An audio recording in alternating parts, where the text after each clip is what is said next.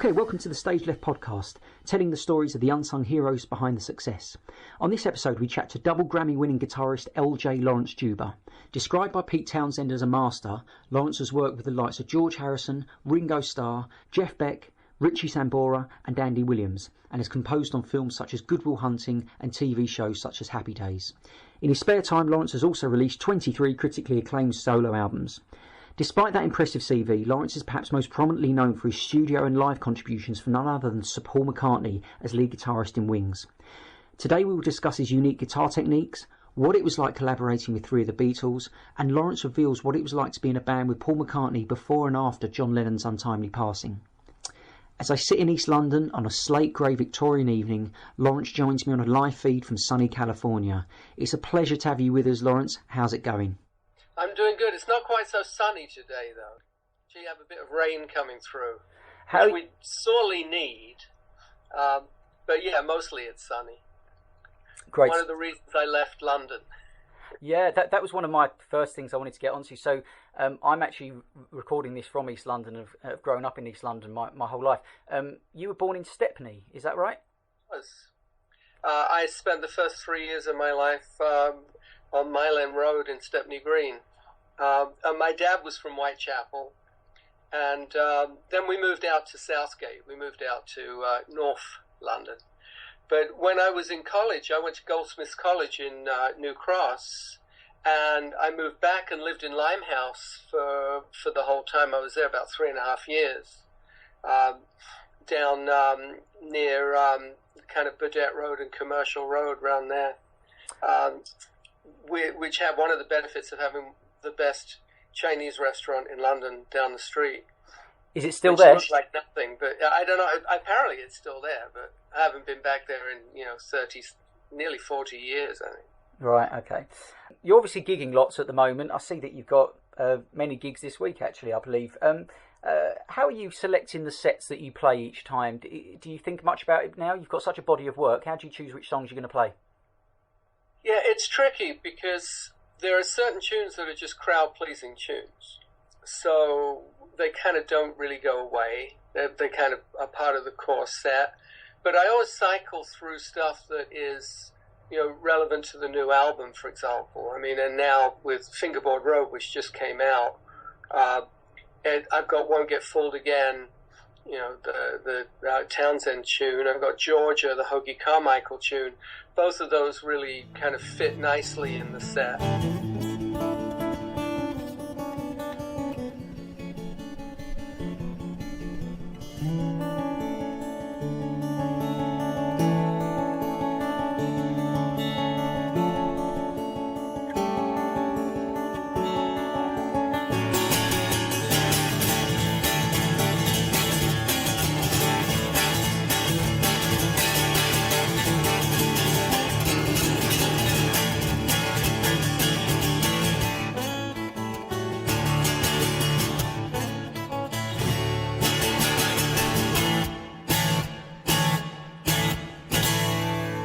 Tell us about how the acoustics differ in the venues that you play from your perspective, given that you've played at places like Royal Albert Hall. I know that you stood on the spot and played Little Wing, where you once saw Jimi Hendrix play it. Is that right? Yeah, that's exciting stuff. And it's very different from playing, a folk club or a jazz club. Some venues just have great PAs and great monitors, and others, typically venues don't have a great live room sound. But then I'll play a concert hall that, without a PA, more like a classical guitar player would. And then, when you really feel the room. And typically, I would say that the European venues tend to be more concert hall type venues that have a built-in ambience to them.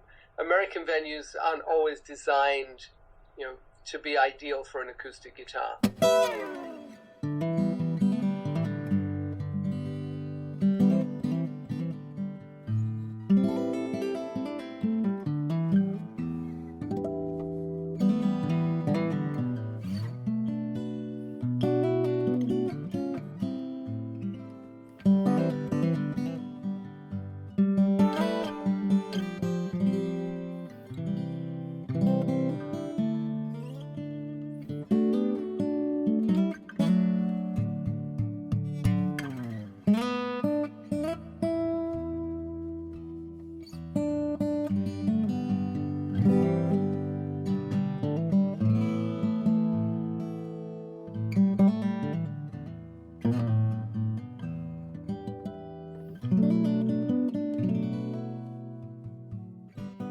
when I'm playing, I tend to try and hear it from the audience's perspective.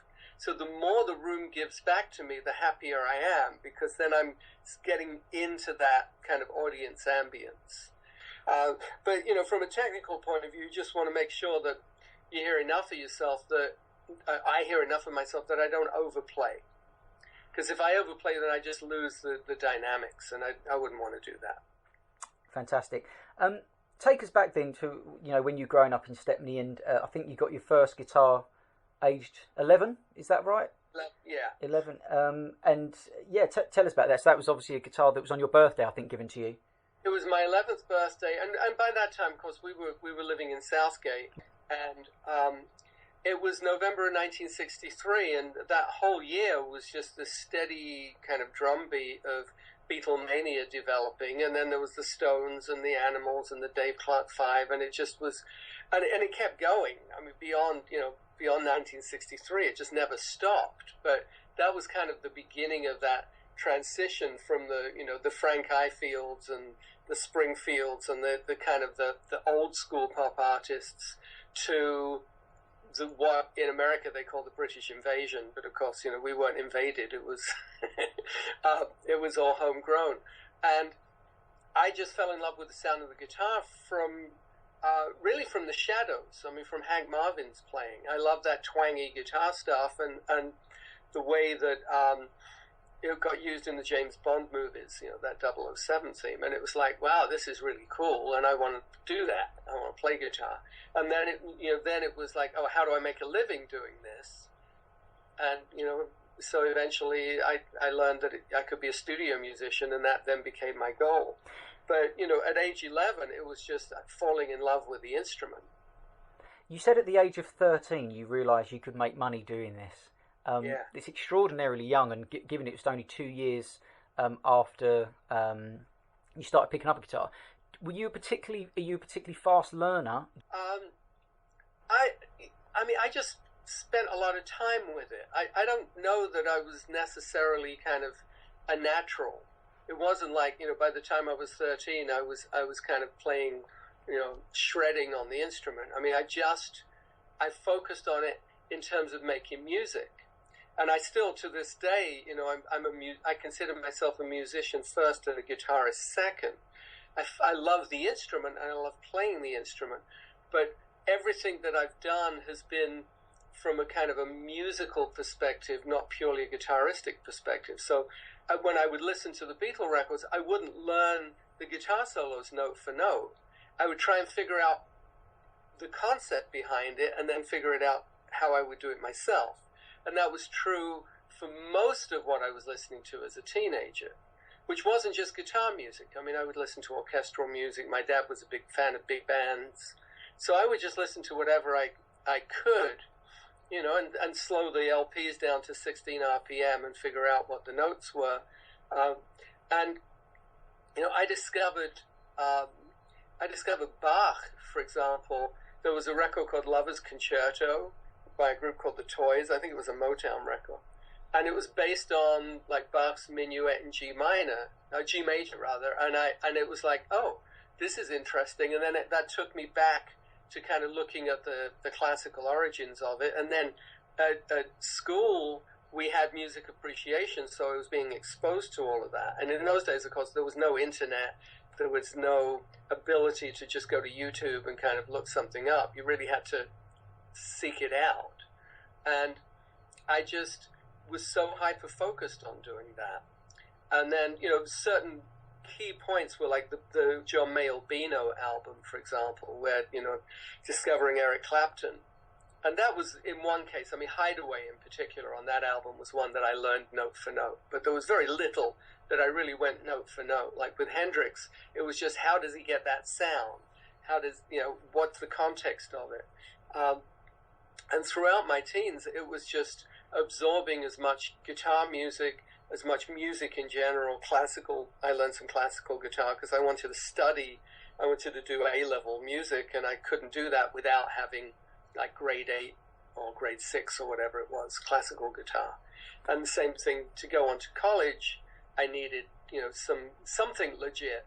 And I was a terrible piano player. So it was really just study, and gig too. Making money playing in bands, top 40, playing. A local band leader adopted me when I was 13, and I started playing weddings and stuff like that. That was really how I learned about what it meant to be a studio musician, because I was working with older musicians who kind of were educating me about the business.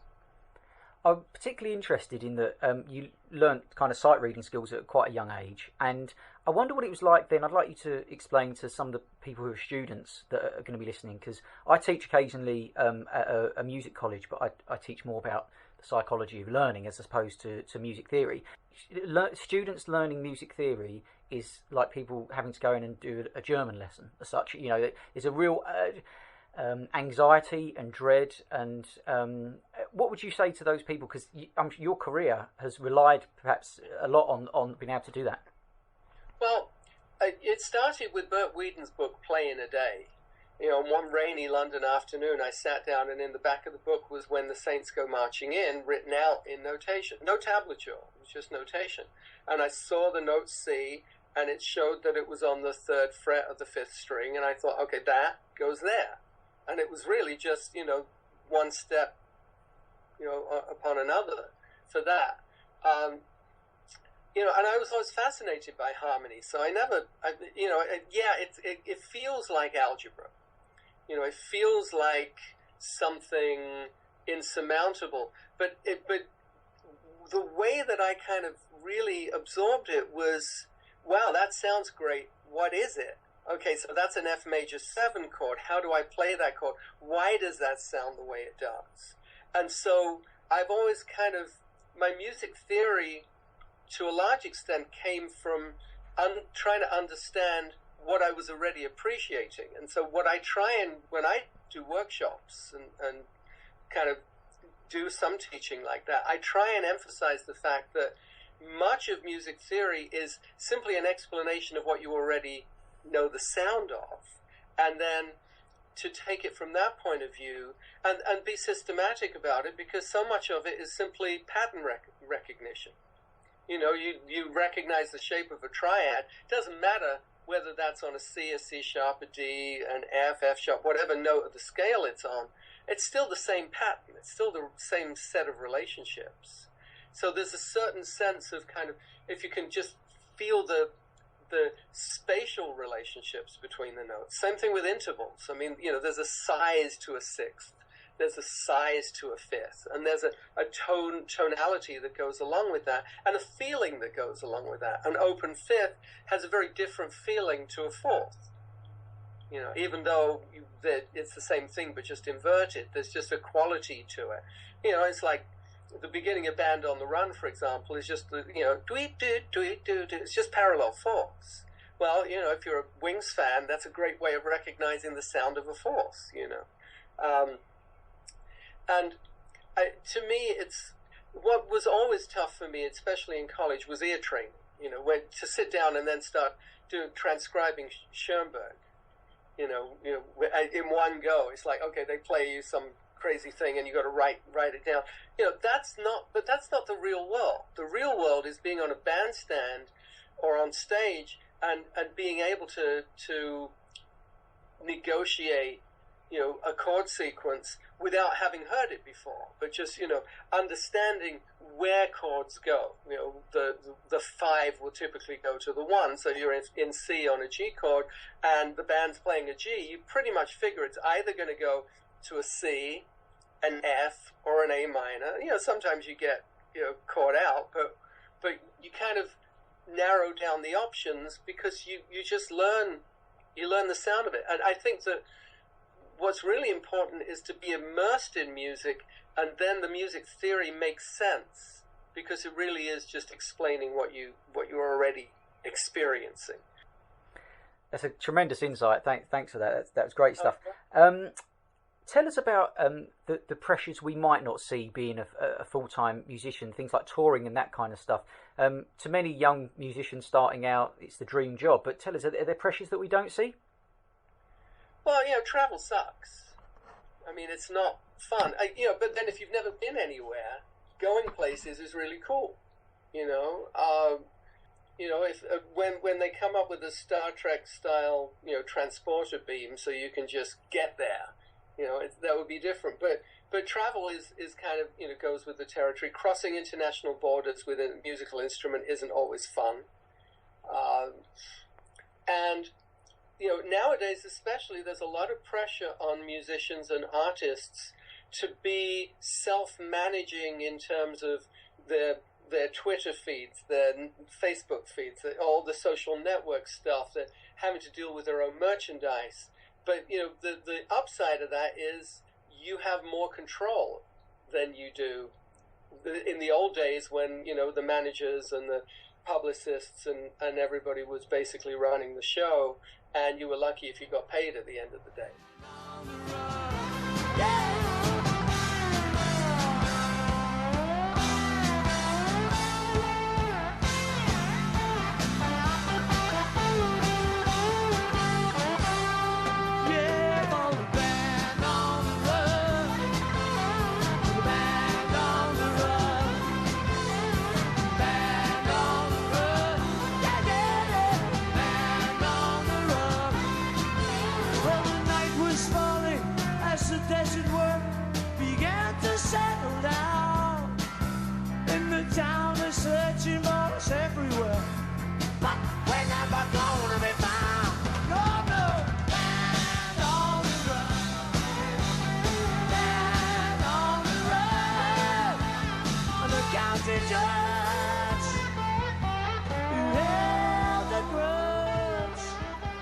Well, I think that in terms of making hit records, EDM has radically changed things, because so much of record making can be done on a laptop now, and electronic dance music is very much kind of a computer, technology driven genre. And same thing really with film and TV composing. It used to be that you had to, sit down with score paper, write it out, get a copyist, hire an orchestra, and go into a recording studio or a sound stage and record everything as quickly as possible, because it was costing you an arm and a leg. Now you can simply load up your Mac Pro with Omnisphere and all the East-West, Hollywood strings and stuff like that, and your orchestra is right there. It's an electronic music box. Of course, it really helps to have had the experience of doing it with live players. And even, things like digital editing. Like the fact that you've got non-linear editing is great. I love to edit, but I learned to edit by cutting tape. So I learned the economy of editing as well. But then I'm old school from that point of view, and I still listen to vinyl, and I still like to record analog if I can, because I just like the way it sounds and the way it feels. But the writing and musician and production world has changed so much. It used to be that the songwriters would get the song and the producers would get their producer percentage. And it doesn't work that way anymore. Now, the songwriters share the songwriting credit with the production team, which is why you can have 6, 7, 8, 9 writers listed on a song, because what used to be the province of union contracts and producer contracts and stuff like that is now, because there's no money that flows to that, it's all in the songwriting. So you program the kick drum, you get a piece of the song, which never used to happen. It never happened that way before. So as a music maker, if you want to be in the record business, you either have to be a really good top-line songwriter, or you have to be really adept at having some kind of programming skill that you can add to your instrumental skills, so that you walk into a writing session and you're creating the track in the way that in the old school days the studio musicians would do that, which doesn't happen very much anymore. So it's a different era. It's a totally different era, but it's an interesting one that you kind of live through both, and you're adapting along the way. Which brings me nicely onto my next point about that you've written songs on computer games. Is that right? Diablo. I worked on the score of Diablo 3. How did you go about approaching that? Did you have a musical director, or did you? Well, yeah, there is a musical director for Blizzard, who is the video game company, but they hired me because they wanted a composer who played guitar and could transition the musical style from the previous game, which was very 12-string guitar, hammer dulcimer, weird synth sounds kind of stuff, to a more orchestral approach. So I kind of bridged the gap between the two. But in the video game world, you don't operate in a vacuum. I mean, there are other elements, there's sound effects and other elements that are integrated, all the tones and drones and stuff like that get integrated into what you write. So it's a kind of a collaborative process.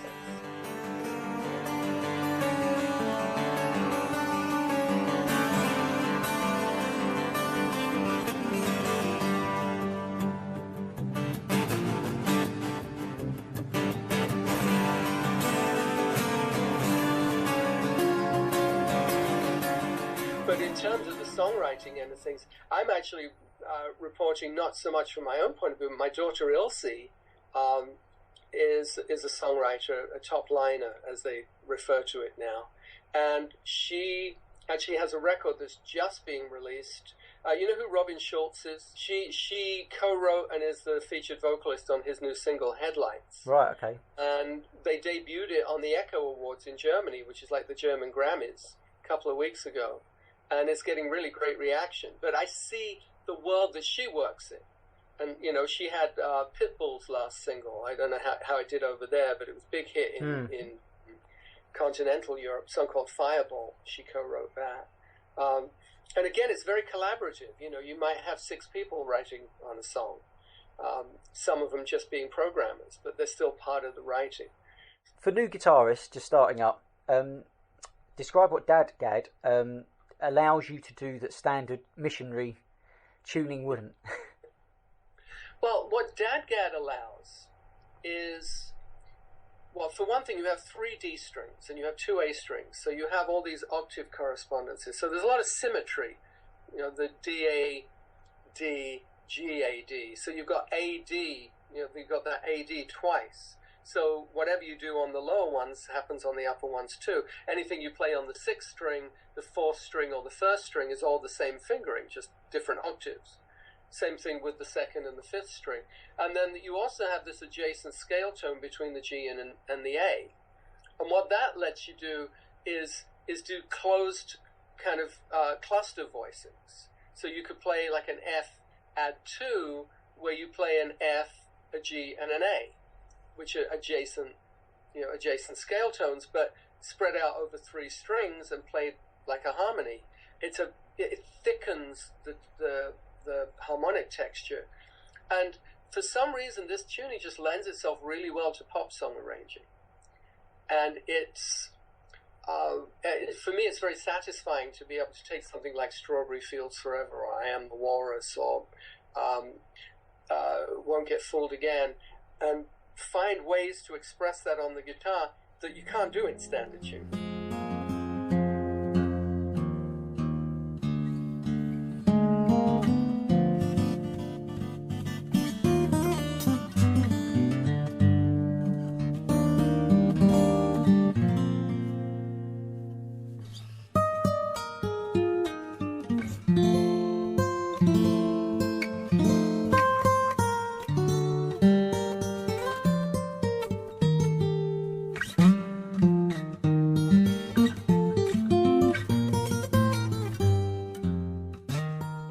Fantastic, great insight. I'll try it this evening. I want to talk to you about obviously your relationship with Paul McCartney. You were the lead guitarist in Wings. You probably asked a lot about him, so I'm trying to think of a different angle. One of them is that I spoke to a guy I know who's a bass player, and he was telling me that John Lennon said that McCartney is the most innovative bass players ever, and never got enough credit for his bass. And I just wondered, how did he differ from when you've played other bass players? Well, I mean, Paul is a multi-instrumentalist. He didn't start off being a bass player. He became the bass player by default because, Stu Sutcliffe left the band. And he has something in common with another great bass player, who is Carol Kaye from the Wrecking Crew. And there was a certain interaction there because, Brian Wilson was encouraging Carol Kay to play more like McCartney, then McCartney's hearing Carol Kay on Pet Sounds and developing his bass playing, so it was kind of a synergy. And James Jamerson, the Motown bass player, was another big influence there. But Carol Kay is a guitar player who picked up the bass, and there's a certain similarity in the approach to picking. I think that what Paul excels at is creating a very melodic bass part. That there's tremendous counterpoint in what he's doing, and especially not just the riff-driven stuff, but you take something like Another Day, a song like Another Day, and you look at the way the bass line interacts with the melody, and it's really like kind of classical counterpoint. For somebody who never studied classical counterpoint, it just proves that it's a natural process, and that he has that melodic ability. I think that the era that I worked in Wings, especially the UK tour from '79, Paul was just playing such big notes and playing really hard, and he was playing a Yamaha bass at the time. It was like post Rickenbacker and before he got back into the Hofner, and he just had this huge bass sound, and he was so locked with Steve Holley, the drummer. And you listen to the Beatles records, you listen to Drive My Car, and the way that Paul and Ringo were locked together, because he understands the nature of a bass part. He's not just playing root notes, but he's playing the groove, and he's playing it with such attitude. And I think that that John's perception is very, very, very spot on. That Paul didn't necessarily always get the accolades. Same thing, Ringo. Didn't get the accolades for his drumming, even though he's a brilliant drummer. It's like when people ask me why Pete Best, was kicked out of the band in favor of Ringo. I said, well, because Pete Best plays the drums, Ringo plays the song. And that's a big difference. And Paul plays the song. He's not just out there being a virtuoso bass player. He's playing what is absolutely essential, as they all did in the Beatles. George played exactly what was right for the song.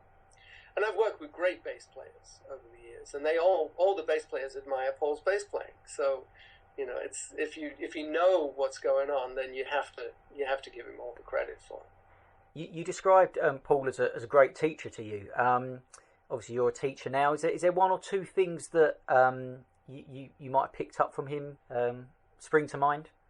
Well, there were the obvious things in terms of how to really get that Beatles-ish kind of rhythm guitar feel going on, and just playing very even eighths notes, for example, or even sixteenths, or mixed eighths and sixteenths, which ultimately goes back to the Everly Brothers. This is where and Buddy Holly was where they were getting it from.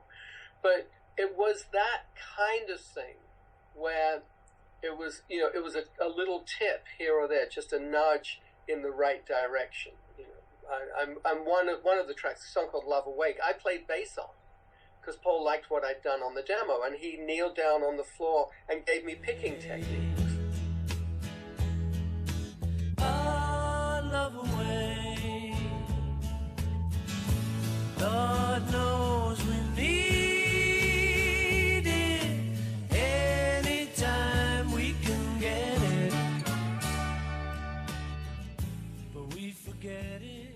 But the broader perspective was that I learned by being there, by being in the band and watching the process, and watching Jeff Emmerich or Phil McDonald or whoever was engineering with mic placement, and Chris Thomas kind of coming out and tweaking the volume on the guitar amp to a point where it was exactly the right amount of breakup, so not too much, not too little, and how it all worked together, and that was, and Linda too. I learned a lot from Linda, just talking with her, and just seeing how Paul and Linda worked as a family making music together.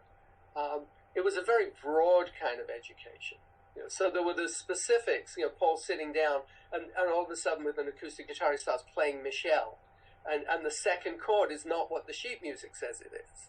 If you were in C, play a C chord, and then the second chord is an F7 sharp 9, which, the sheet music will tell you it's an F minor, but that's not what he plays. You go back and listen to the Beatles records, you can hear there's a major third in the backing vocals. And it's like those little gleams of insight into the some of those things. You obviously are a very big Beatles fan, so to work with Paul McCartney and Ringo and George, talk to me about the working relationship in regards to if you're a young musician working with big personalities. Obviously you're extremely professional, but being someone who's probably gone to see McCartney and been a fan of, and then kind of standing stage left and seeing him play yesterday and that kind of thing, how did that affect you, and how did you deal with that? Well, I mean, here's a story. Very early on, when I was first started doing session work, I was working on a session with Cleo Lane and John Dankworth that George Martin was producing. And we were doing something in B major. And, I was wrongly of the opinion that, a studly guitar player would never use a capo. And so we're doing this thing in B, and I'm, struggling through it with, playing, without a capo. And it's like, and it took a little time, and I got the part, but I could have done it better and much quicker if I just, capoed and at the 4th fret and played it in G, or at the 2nd fret played it in A shapes. And George Martin was very patient and helpful, but it just is, there are skills, when you start off, there are skills that you need that you don't necessarily know you need, because there was nobody to teach me, make it easy on yourself.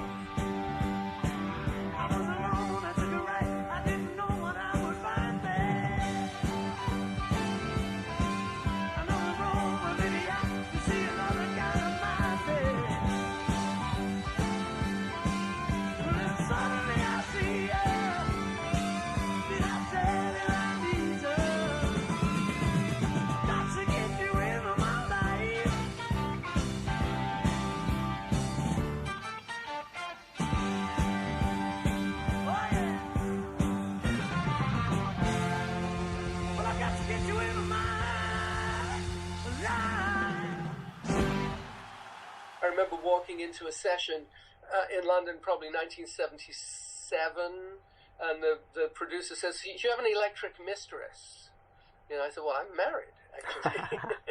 And it turned out, that was like the pedal du jour, was the first of the flanges that were coming out, and as it happens, I didn't, but I kind of faked it with a wah-wah pedal and a phase shifter, and then right after the session went out and bought myself an electroharmonic electric mistress. So that kind of adaptability, that if or for example, if there's, you all of a sudden it's like, well, we really need a banjo on this track, and of course, you don't have a banjo, so what do? You kind of mute the strings and, play in a banjo-like fashion, kind of high up on the neck, and, just tricks, just to get you kind of through the session. And then I think that one of the things that was really kind of revelatory to me when I got into doing movie sessions in LA, for example, is that, sometimes, very often the guitar is in an isolation booth, and if you don't get your headphones on in time, you don't hear them call the cue. So, it might be 2M7, and it's like, what cue is this? And then you have to get up, take your headphones off, and go out and ask, which is kind of embarrassing. But it may be that they're already counting in. So it's like, and then when you pull the cue up, you realize that you don't have the right guitar. So you've got to be so much kind of in that moment of being on the ball, and you just don't know about that if you've never had that experience. You're in this huge soundstage with an 80-piece orchestra, and you're stuck in the corner, and nobody's really paying attention to you. You have to learn really fast, which is what I did. A quote from you was, you were once noodling side stage, and Paul walked up to you and said, "Show me those Norwegians." And actually, we were in the studio. Oh, okay. And he said, and I said, Norwegians? And he said, yeah, Norwegian fjords. I'd never heard that Cockney rhyming slang for chords. Norwegian fjords. What were the chords you were playing? Can you remember? I have no recollection. He didn't use them then? He could have. He might have done. In regards, I'm glad you spoke about recording. Have you ever heard of red light syndrome? I don't know if that's translated. Yeah. Have you ever had that, or how would you advise someone who kind of tightens up a bit? It's tough, because the only advice I can give is that imagination is really like your best friend with all of this, on many levels. If you find something that's difficult to play, don't sit there looking at your fingers trying to force them into the right position. Close your eyes and picture them doing it right. If you're really starting to freeze up, just close your eyes and imagine yourself doing it perfectly. It's kind of a psychological thing. You just start using a different part of your brain. But it's easy to freeze up, but you kind of have to, you have to leap into the great unknown. It's really, it's not, and you kind of build up a certain kind of, at least in that moment, build up a certain self-confidence. And I find that probably my best work is the stuff that I do when I'm not thinking about it. So find a distraction. It's like, if you're on stage and you get nervous, I play for the exit sign, way in the back of the auditorium. I just, I project it out.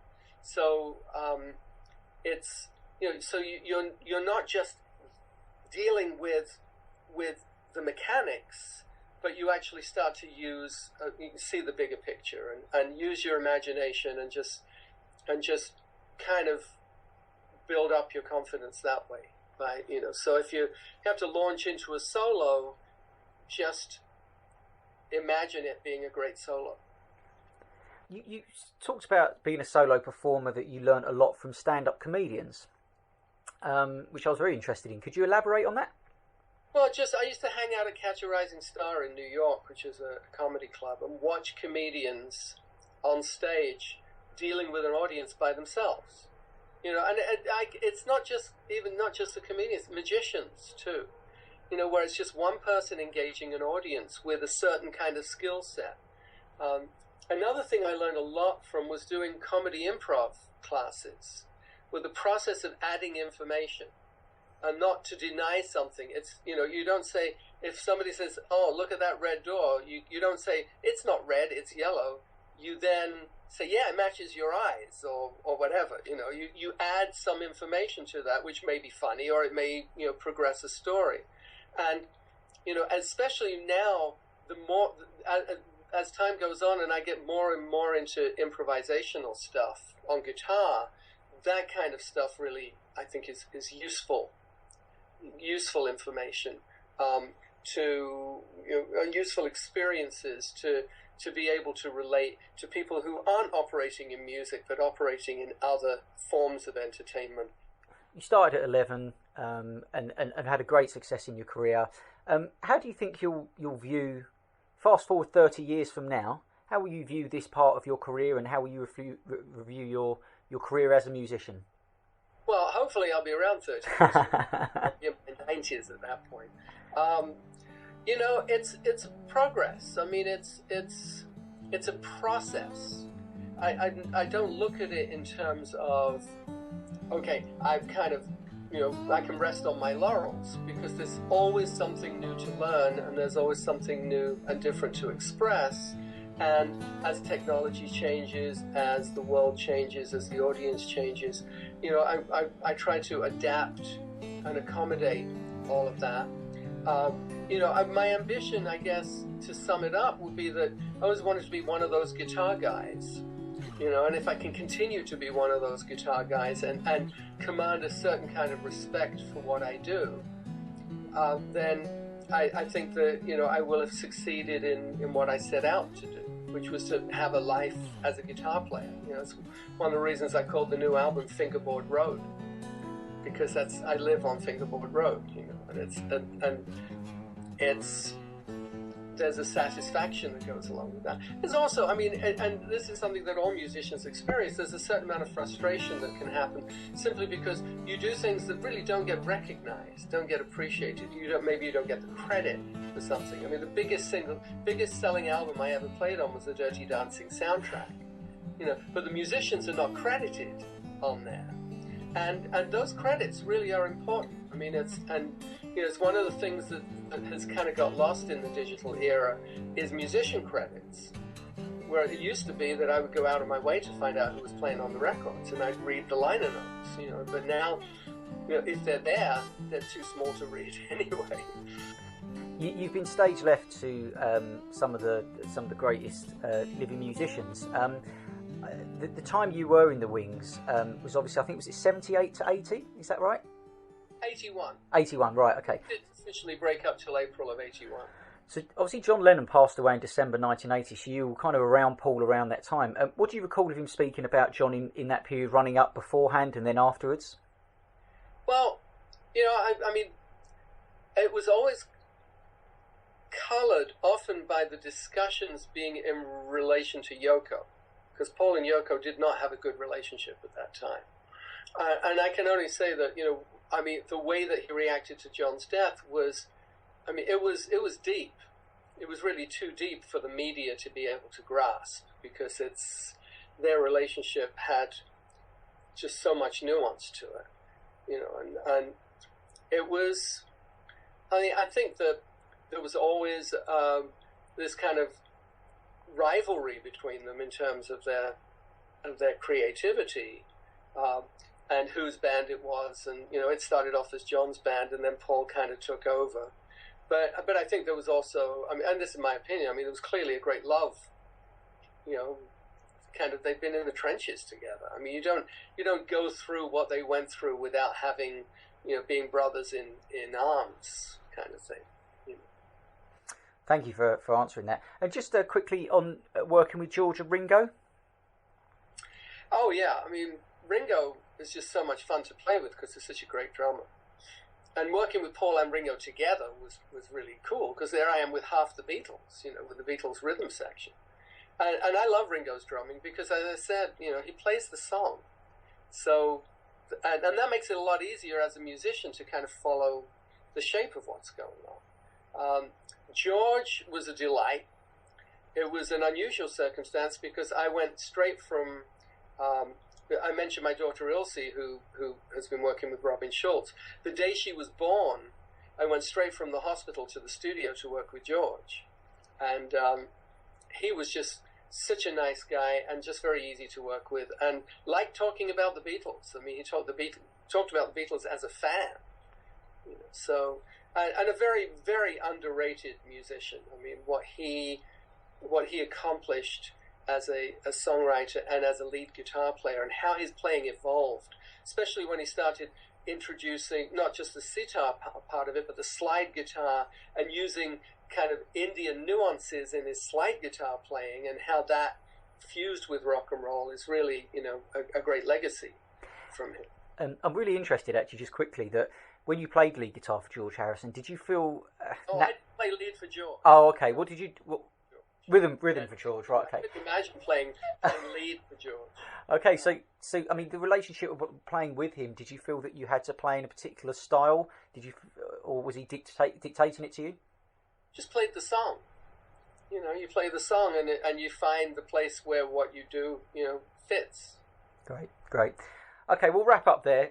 So you're playing some gigs in the next few weeks. I see Seattle, Santa Cruz, Redwood City, Atlanta. You're always touring.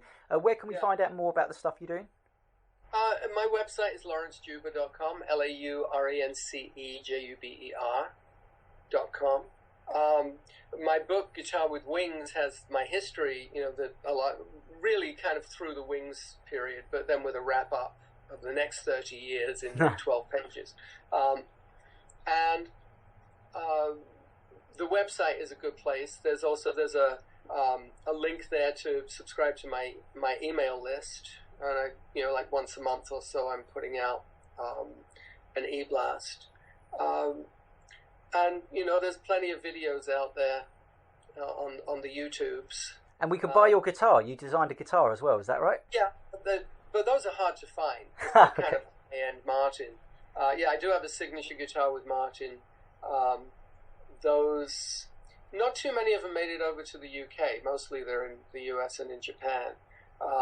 And perhaps we might be able to do another one next year. We'll see. I mean, I've done multiple versions of it, and it's, you know, when you're dealing with high-end guitars like that, it's a very specific kind of market.